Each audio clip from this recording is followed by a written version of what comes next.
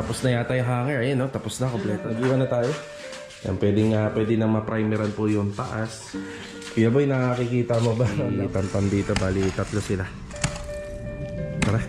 Problema namin kahapon, yung loop bed, abangan natin to.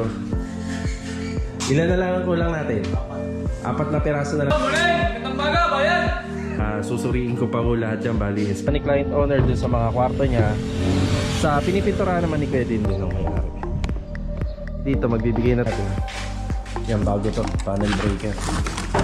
Yan, rito sa gitna. Yan, to follow na lang.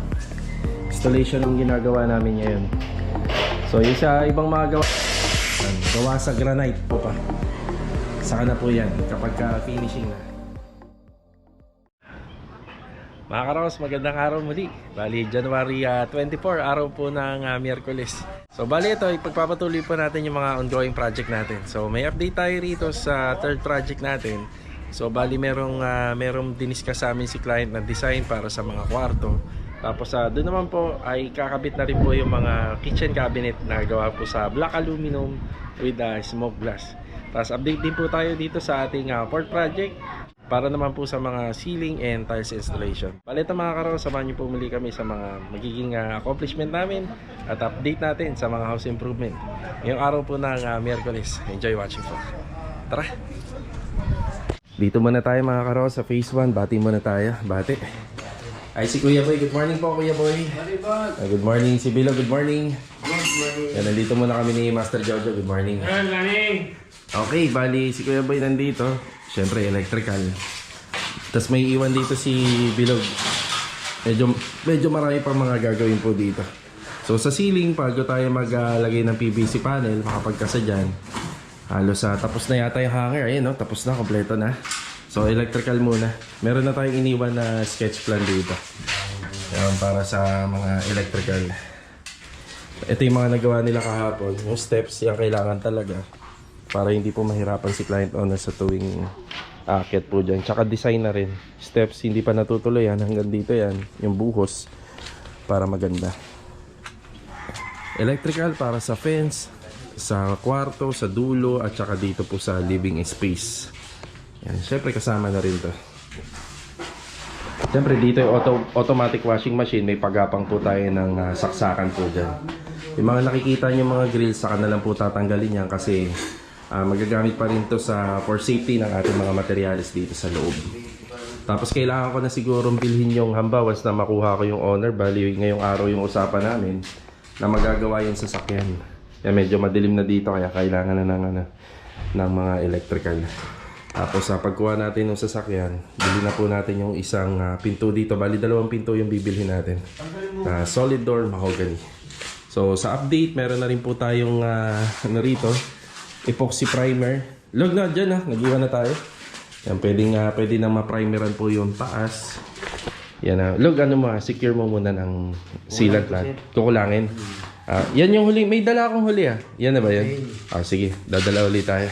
Walang mga bulbas yung lahat yung mga Indugtungan? Okay, sige. So, ayan, magdadala muna tayo ng extra pambulka seal para bago applyan po ng primer coating ng epoxy. Silyado na lahat.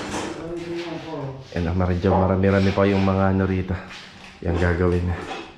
So sa naman, plumbing, natapos ni Bilog. Ito medyo madilim lang. Babalikan naman po natin yan.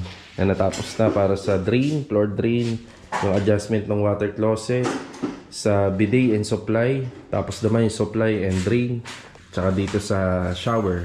So isang linya pala yung nakikita natin dyan. Tapos magkakaroon pa yan ng PPR pipe para sa water heater.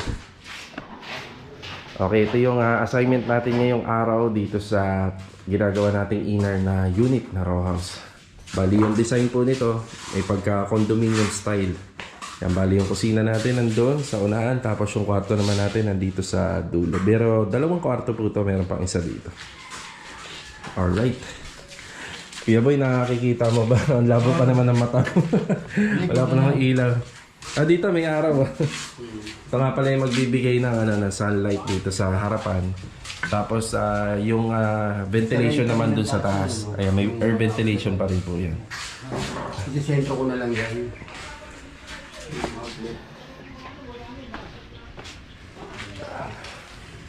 sa akin pag pupunta kasi mo yan. Doon dito. Okay, bali meeting muna, usap bago umpisahan yung trabaho. Tayo naman, lalakad na tayo. Tara. Mga karaos, attendance muna tayo. Nandito na tayo sa Phase 6. Bali madadagdagan nga pala sila rito. Si Tam Tam nandito na. Yan, batiin muna natin. Good morning, Tam. Good morning, sir. At saka si Marvin, good morning. Marvin, good morning. Oh, tansi. May tansi dito eh. Tsaka si Sinichi, good morning. Ayan, good morning. Okay, bali ano pa rin. Schedule pa rin natin dito, assignment. Puro excavation. Yan, excavation tayo. Marvin, reduce tayo dun sa tinuro ko sa'yo ha. Pagdating dito sa paharap. Okay. Umpisa na po nila rito. Yan, kasama na po nila si Tam dito. Bali, 3 sila. Tara. Okay, attendance din tayo rito sa P6 pa rin. Andito si Jamil. Good morning, Jamil. Good morning. Good morning. Si Adonis, good morning, Donis. Good morning. Tsaka si Ricky, good morning, Ricky. Good morning. Yan. Yan, nagtatabtab po sila ng lupa. Prepare na. Sa flooring na, flooring tayo. Pero kulang pa to. Itong dalawa, hindi naman masasakop to, no? Hindi pa, okay. Hanggang dito muna kayo. Yung poste, yung dalawang poste. Oh, so bubusan nyo na to. Okay, sige. Bali ito, popormahan na rin itong dalawa kasi kapag magsiset tayo ng flooring, kailangan lahat ng poste may buhos. No, according yun sa sa masasakop na area ng pinaka magiging flooring. So ito, nag-a-adjust ng konti para sa ating slab o yung ating buhos. Kailangan mga nasa 10 to 11 to 12 yung ating kapal. Yan, slab natin. Tapos adjustment tayo para sa gravel bedding din. Tapos sa bakal and spacer. So ayan yung mga adjustment. Tapos dito, yung problema namin kahapon, hindi kasi talaga natin makikita at matatansya pa kung wala pang bakod. So nung nilevel na, naglevel tayo ng flooring, ang daming kukulangin na rito panambak. So yung solusyon namin dyan, pwede kaming kumuha doon sa ginagawa nila Sinichi, nila Marvin, nila Tam Tam, or kaya pwede naman po kaming kumuha doon sa phase 1 para may dala rito. So sa ngayon, anuhin muna namin to, ubusin muna namin nandito sa likod. Yan, uubusin muna yan. Kapag naubos na yan, saka natin tatansyahin kung gaano karami pa yung ilalagay rito. Okay, assignment dito, yan lang po muna. Okay, dito naman tayo sa phase 4. Yan, good morning din sa ating client owner. Bali, attendance muna tayo. Ayan dyan si Kuya Richard. Good morning po. Good morning. Yan, good morning. Installation pa rin po ng tiles dito. Installation ng tiles. Tsaka si Louie, good morning. Good morning. Ayan, kasama nila si Master Jojo rito. Meron. Bali, 3 muna sila rito. Ito na nga po pala yung nagagawa sa installation ng tiles. Ito na yung covered. Yan o. Halos sa living area, sa kitchen, sa dining, sa unang kwarto. Tapos ito na lang, didiretso na lang po yan papunta din sa dulo. Tapos onting zero. Ayan, yung loop bed, abangan natin to. Ito na yung nagawa kahapon. 1 bedroom partition gamit tong metal studs at saka ating mga drywalls. Dito naman sa mga drywall, may mga konti pang mga hindi pa nalalagyan ng mga blind rivets. Ayan, kukumpletohin. Ayan, nagpe-prepare si Kuya Richard dito. Tapos yung mga pwedeng gawin natin dito mga karawas, pagka ganito na, meron ng kwarto. Pwede na to ceiling framing. Tapos pwede na rin po yung sa cove ceiling dito. Tapos pwede na rin yung tumble dito, nagagawin sa may parang bar counter hanggang dito. Pwede na rin yan. Tsaka pwede na rin pagpatuloy yung ano nito, yung ating framing para sa toilet and bathroom tsaka PVC panel installation. Ayan, marami nang pwedeng gawin dito. Tapos dito binibilang na lang po yung tiles. Yung tiles dito para sa ginamit natin sa floor area. Ayan, binibilang na lang. Tama-tama, makukuha natin yung sasakyan niya yan. Didiretso ko ng paradang pag nakuha ko. Ayan, para isang ano na lang tayo, isang lakaran. Yun o. Ilan na lang ang kulang natin? 4 na piraso na lang bibili, isang box. Gagawin ka ng 5. Ayan, pagka gano'n, nagsisobra na ako ng isa para sakali may mabasag. So ito, pagpapatuloy ko, may mga gagamitin pa naman si Kuya Richard. Pagbalik natin dito, ayan, dala na natin. Tapos magdadala na tayo ng pin light and exhaust fan para dito sa toilet and bath. So ito muna yung ating assignment dito. Kasama po yung tatlong gumagawa rito. So check natin mamaya yung mga improvement na magagawa natin ngayong araw po ng Miyerkules. Babalik tayo rito. So sa ngayon kukunin ko muna yung mga kailangan dun sa phase 1, yung shipping gun, tsaka yung mga sumobra kong electrical materials kagaya ng flexible. Yan, yung flexible. Dito naman tayo, attendance tayo. Bali ang assignment natin dito, may installer na po dito ng ating aluminum kitchen cabinet. Yan na pinapa-priority natin, pati yung sliding door po doon sa toilet and bathroom. Tapos abangan natin dito, merong pinagagawa si client owner regarding doon sa mga dalawang wall na magkabilang kwarto. May konting design.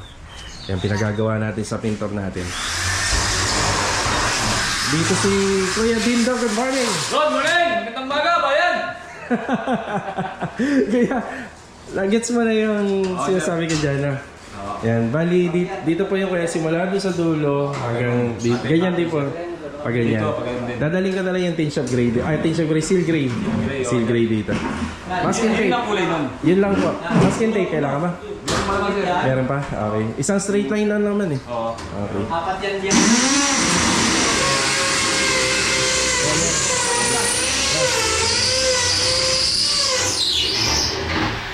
Ay, si Master Ryan, oh. Good morning. Morning! Ay, good morning. Aluminum kitchen cabinet, black. With...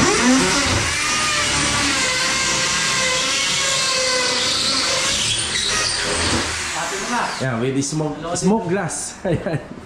Ayan, cabinet handle niya, black din.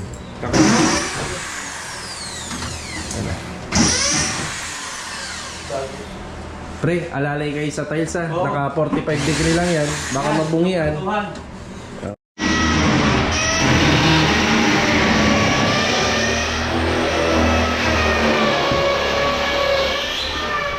Medyo maingay. Babalik tayo rito kasi bibili tayo ng seal gray na pintura para dun sa pinagagawa ni Sir dito sa magkabilang kwarto. Yan, abangan din natin yung improvement nito mamaya. Kung ano-ano po yung mga magagawa natin ngayong araw po ng Miyerkules. So ito, hatid na muna natin ito mga kailangan dun sa phase 1 para dire-diretso yung trabaho. After nun, kukunin na po natin yung owner para mabili na po natin yung ibang mga kailangan pambilhin. Ito, dala tayo ng chipping gun dito. Medyo maliit lang po ito para sa magagamit ng electrician natin para sa mga pansinsil. Mas mapapagaan po kasi yung trabaho niya. Ayan, nag-uumpisa na si Pilog maghalo ng epoxy primer. Yan, dadaling ko yung ano pala rito, yung hagdanan para makita naman po natin yung kalagayan ng bubong dito sa ginagawa natin. Check natin. Maraming butas na, Log. Na-check mo na ba, Log? Inisa-isa mo lahat? Okay. Bali, may ano naman yan eh. Susuriin ko pa ho lahat yan. Bali, inspectionin ko pa. Tapos ako na yung mag-a-apply nung kapag may makita pa tayo. So magdadala nga rin pala tayo ng ano rito, ng hamba na dalawang 70 by 210. Yan, magdadala na tayo para naka-ready na rito para malagyan na rin po ng door jamb yun. Yung sa binakbak natin doon sa dulo. Ayan, nandito na tayo. Ayan, sa tapat po yan ng Vista Mall. Okay na po yung sasakyan natin. Ayos na, maraming salamat kay Tatay Sinan at kay JJ. Ayan, linis na rin ang makina. Ang mga ginawa dito, yung change oil. Yan, change oil. Tapos inayos lahat ng brake sa 4 na gulong. Yan. Tapos syempre sa L filter pinapalitan na rin natin. Tapos pinapalitan natin tong headlight.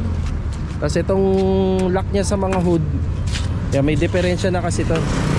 Maingay to kapag pinapatakbo natin. Ngayon, nilagyan na rin po nila ng rubber dito para hindi na masyado maingay. Tapos yung side mirror natin, pinapalitan natin ng bago. Naglagay din po tayo dyan sa may loob para makita natin yung likuran. Tapos itong mga ilaw rito, yan, gumagana na po lahat to. So ang total na nagastos ko rito, mga nasa 11,000 po lahat-lahat. Kasama na yung mga check-up. Kaya ito, medyo magtitipid tayo ngayon, pero malaking bagay naman po sa atin to. Nagagamit natin pang trabaho.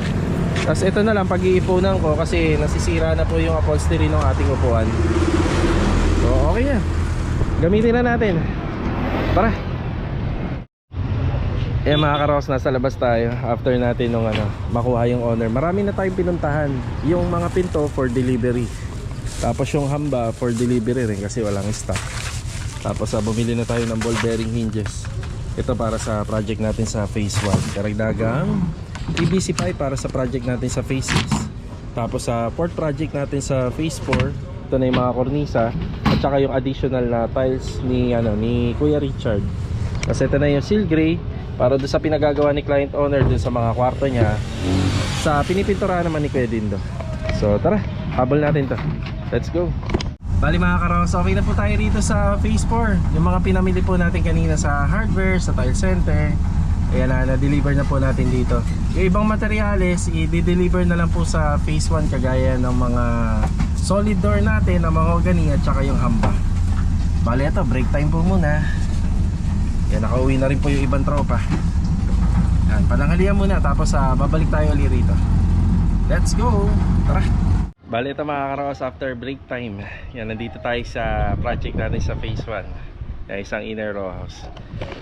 Kinuha ko nga pala yung hagdanan sa phase 4. Yan, dala natin. Yung mga nagawa rito kaninang umaga, ayan, naka-epoxy primer na po siya. May ilang part lang talaga ng flashing, syempre hindi natin may iwasan yan, medyo nakaangat. Ang ginagawa namin dito, pinabibigatan na lang namin kaysa po tatanggalin. Yan, sayang naman. Tapos may ilan pa akong nakita dito. Halos solid naman lahat yung pagkakalagay ni Bilog sa sa pag-apply ng Bulkasil, pero ito meron pa ilan. Yun o. Tsaka yung sa dulo. Yun lang naman. Tapos sa the rest, all goods na. Tapos yung bubong pala dito sa extension, syempre matibay to, gawa ng mas makapal yung yero na gamit natin. Ito idadamay na lang po to sa pag-apply po ng Boysen roof guard. Yan, silyado. Yan o. Silyado po siya. Inside gutter, pinaka downspout natin sa dulo. Maglalagay na lang tayo ng net dito para hindi po siya papasukin ng dumi ng dahon, para hindi bumara po dun sa ating downspout na ginawa. So isang linya pala ng tubo to. Ito yung sa Pasingawan.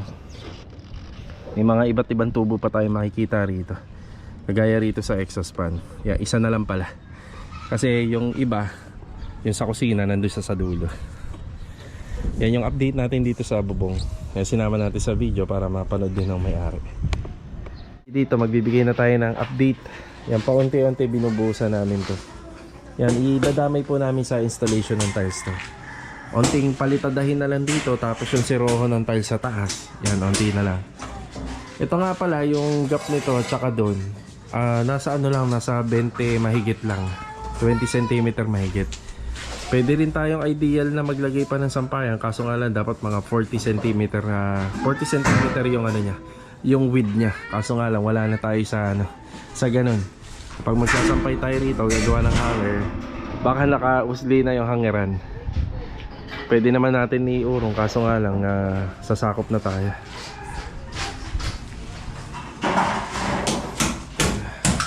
Ito, mga linya na ng electrical. So dito, umpisa na po sa paglilinya ng mga electrical dito.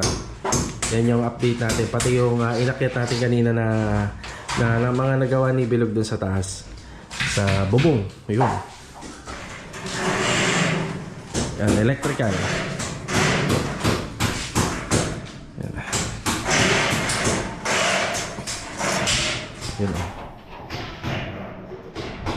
Bali kapag konti-konting nalalagyan po ng mga electrical lining to, ipapaliwanag ko lahat ng mga location. Yan, meron pa tayo rito kasi gagawa tayo ng isang closet dyan. Pero yung banda dito sa left side, computer table. Yan, pero nakadesign na po siya sa isang finishing carpentry. Tapos dito sa labas, syempre, maglalagay po tayo ng isa rito. Ayan, para sa canopy. May ilaw din po dyan. Meron lang tayong konting hindi mababago dito. For example, ito. Ito yan, ito. So, ito, 4 branches. Pero binilang ko na lang siya ng panel box na 6 branches. Kadalasan kasi dito namin nilalagay sa likod.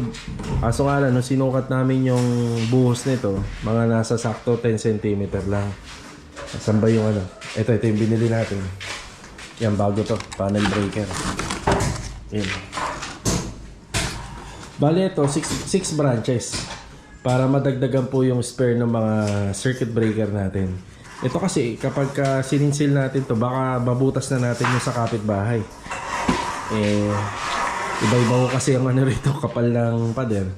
Pag nangyari po yun, nakakaya naman dito sa kabila. Buti sana kung wala pa nakatira rito. Kaya nandito na lang po siya. Hindi na po namin babaguhin. Pero bahagyan lalaki. Bagyan lalaki yung panel breaker niya. Yan, baka mabutas po kasi. Hindi kagaya ng mga ginagawa namin sa Phase 4. Maabot pa ng 12 cm yung ano. Yung niya, yung buhos. So, bali dito, ito muna yung update. Ito na, simula na sa electrical line dito. Dire-diretso na habang tumatakbo yung araw. So yun lang yung hindi natin pababago. Gusto ko sana itago din talaga. Pero wala, dyan po talaga siya. Ang ano lang po nito, hindi masagasaan yung lapad ng bintana. Kasi maglalagay pa dyan ng cortina or long blinds. Hanggang dito. Pabutin natin hanggang dito. Yan, medyo marami na nagawa dito. Dito. Ay, so okay na. So nga pala, meron na nga yata tayong delivery dito. Dumating kaya? Ayun, dumating. Yung hamba. Ayun, binili natin kanina sa hardware. So yung isa niyan para dito sa kwarto, tapos yung isa para dito. Yan. Alright, ito muna yung update dito sa ginagawa nating inner unit na project dito sa Phase 1. Okay, dito naman tayo sa ating fourth project sa Phase 4. Diba? Installation ng ceiling, tiling, at saka syempre konting electrical na rin kasi may ceiling. Yan, update na tayo. May 1 bedroom na to. Gamit yung studs at saka yung pinaka drywall niya. Shera board. Shera board. Wala pa nga po pala yung mga center lights. Yan, to follow na lang po yan. Saka rito sa gitna. Yan, to follow na lang. Installation ng tiles dito, halos kompleto na. Yan. Kapag okay na to, yan, pwede na po dun. Pwede lang tapusin yan. Yung ating ginawang loop bed. Dumating na nga pala yung materials dito kanina. 9mm na Shera board yung gagamitin natin dyan. Ito. Yun. Ano yan, di ba? Konti na lang, 1 metro na. Ay, 1 metro, 1 centimeter. 1 centimeter na. 9mm. Imagine niyo yung 1 cm, makakapal na po yun. Yun yung gagamitin natin. Bali dito, sa ceiling, yung toilet and bathroom. Ayos na din yan. Kaya may, may excess pa na. Tapos yung 4 na ilaw. Tapos dito yung pinaka magiging header natin para sa bar counter. Yan, header. Yan yung mga bagong ginagawa namin ngayon. So yung sa ibang mga gawa namin, kung ano lang yung pong dinimolish dun sa pader, yan, nilelevel lang namin yan, tapos plastering. Ayan, para magkaroon ng bagong design. Yan, nagtatambol uli kami rito. Bukod pa yung gagawin namin na cove ceiling. Ay, si Kuya Richard, oh.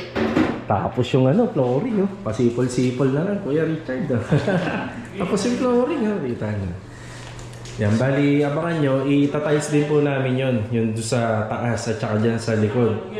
So, yung purpose nun, kasi, di ba, may issue nga tayo dun sa likod. Na pwede pong magtagusan ng moisture ng ulan yan at saka ng tubig. Pero dapat mauna muna magawa yung sa loop bed bago natin i-tiles. Tapos yung dito nga pala sa gagamitin na kitchen counter gawa sa granite, baka nag-deal na yata si client owner saka sila Ma'am Danica. Yun, gawa po sana yun. Yung backsplash, yung counter, gawa sa granite. Gawa sa granite. Yan, okay na muna tayo. Halos pwede na dito. Ito naman po yung install natin ng tiles. Tsaka yung toilet and bathroom, yung pwede na rin po dun. Yan yung mga susunod na trabahong papasok dito. Kapag natapos lahat yan, finishing carpentry na. Yan, marami-rami pa. Tapos yung adhesive natin madami. Yung susobra naman dyan, pwede kong ilipat sa phase 6. Ayan. Yan muna yung update po rito sa port project. Yung mga ginagawa nila. Bukas pwede na rin ipagpatuloy ang mga ceiling framing. Ito, meron pang mga sising-siling dito. Ang dami pa.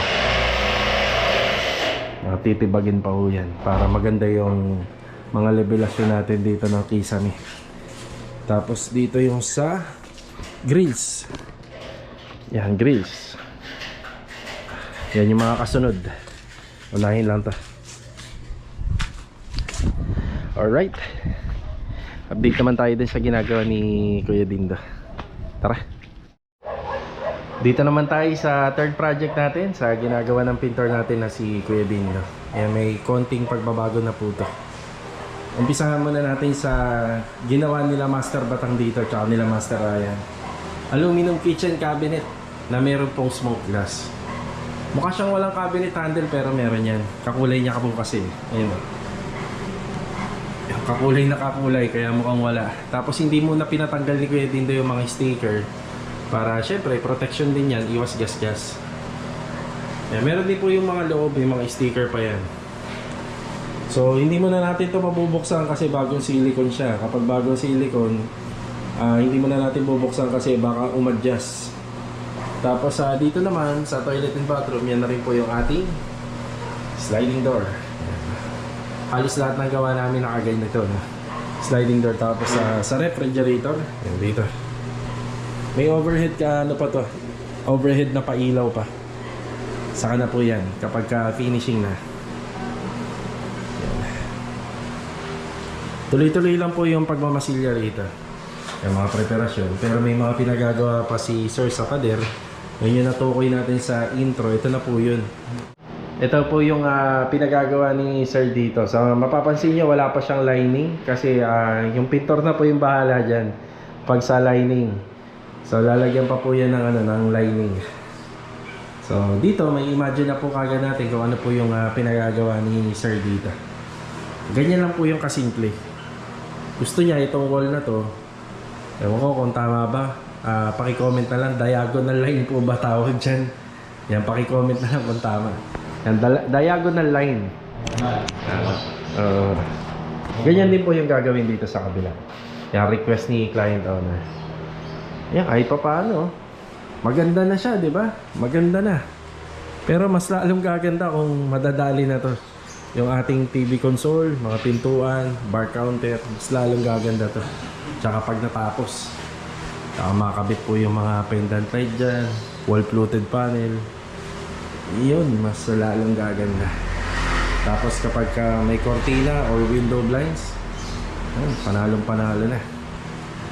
Yan, panalong panalo. Okay, hanggang dito lang po muna yung update video natin dito sa mga ginagawa nating bahay.